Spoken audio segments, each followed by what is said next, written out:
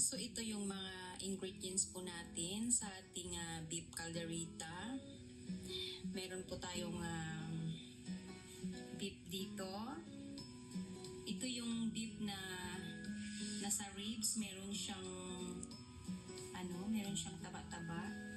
Pag tinanggal yung ribs, masarap po ito sa calderita din, medyo may taba-taba siya.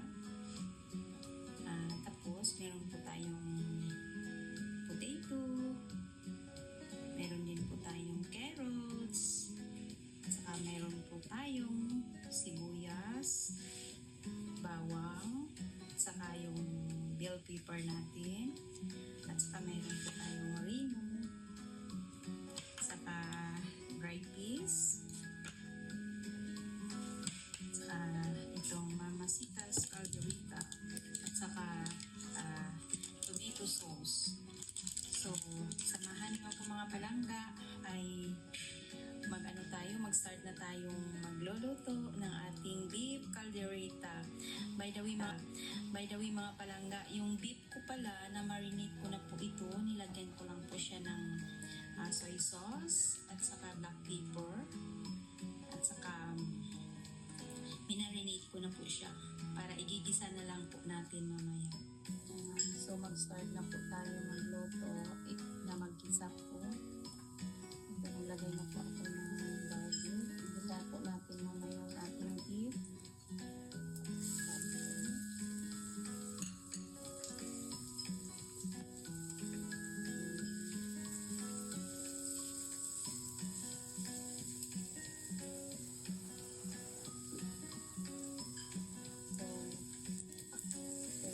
Ito, lagyan po natin ito mga palangga ng beef.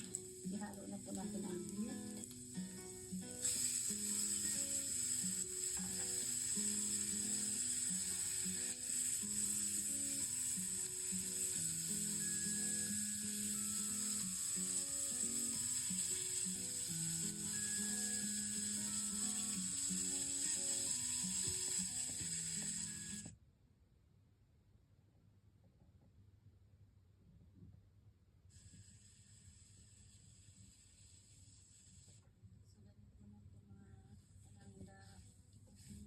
Ginisa natin talaga siya maayos. So, pwede na natin ihulog yung tomato sauce.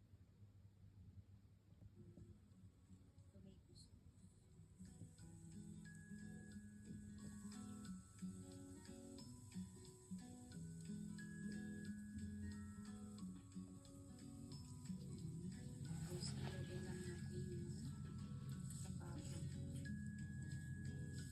Takpan natin ulit sa mag-absorb siya konti at saka buhusan natin ulit ng tubig at palambutin.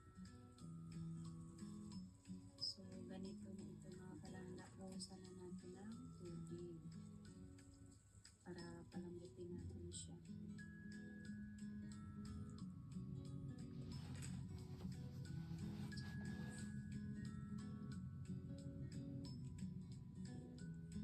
Natin siya ng medium fire lang. Ayan. So, takpan naman natin. So, ito mga palangga, habang pinapalambot natin yung ating beef, fry ko itong potato natin para lalo siyang malasa ng